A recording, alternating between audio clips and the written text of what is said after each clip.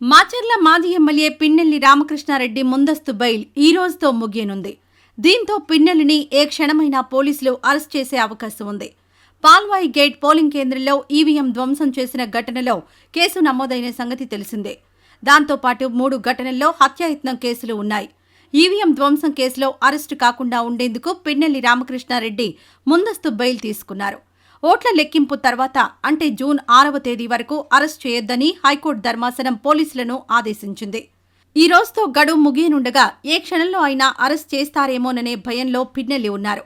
Pinnelli bus చేస్తున్న ఇంటి పరిసరాల్లో పోలీసు బలగాలు మోహరించారు.